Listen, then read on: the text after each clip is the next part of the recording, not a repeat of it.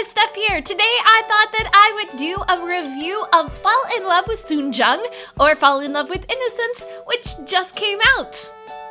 Because I just saw it, like, today. So, I'm gonna tell you about it. There's already 2 episodes out, but I've only watched the first one, and that wasn't fully subbed in English. But I can tell you from what I've seen that I ranked the first episode like a 7.5 out of 10.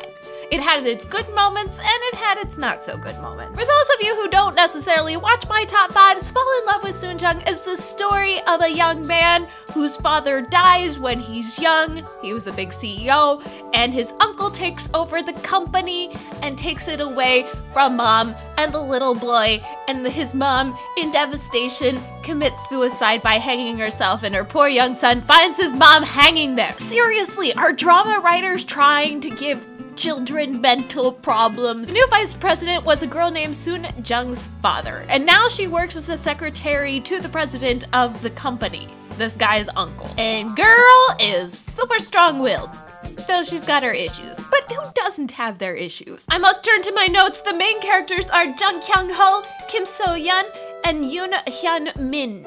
Those are the actors' names, that is, and they are really good. They're really attractive, and they're playing their characters well so far. So let me tell you about some of the things that I didn't like before I get to the things that I did like.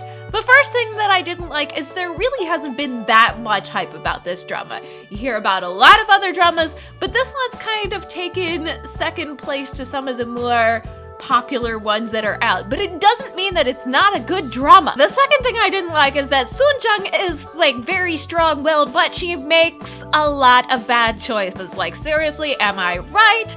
If you've seen this one, maybe you know what I am talking about. She's got a fiance, and she kind of like doesn't necessarily treat him like the best guy ever. She makes some bad decisions where he's concerned, and I really feel bad for her fiance because I have this strong inclination that he's going to get killed off by the drama writers, and soon. Like, seriously, I have a feeling that he is going to end up like giving his heart to the main male lead character who is dying because he has a heart problem and needs a heart transplant. Maybe that's why she falls in love with him later on. Speaking of people who like Soon Jung who kind of get dicked over, the second lead, he is a lawyer working for the big company, and he's really caring. He supports her, he's there for her, he loves her, and she just like is totally oblivious.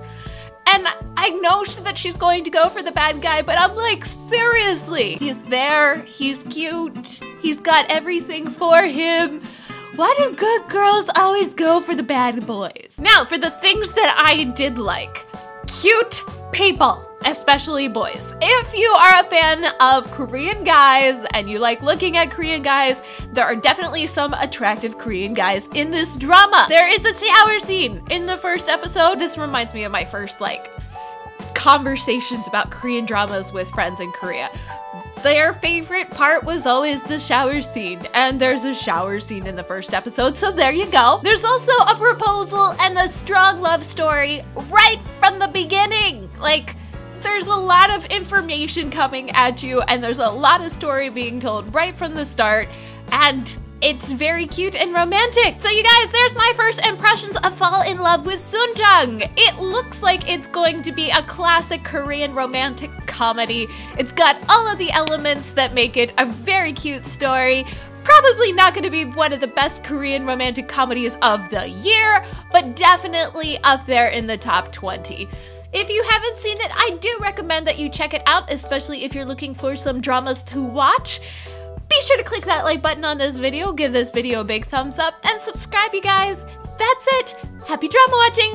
Bye! Probably the biggest thing to happen in 1988 in Korea was the Seoul Olympics that was held in the summer of 1988.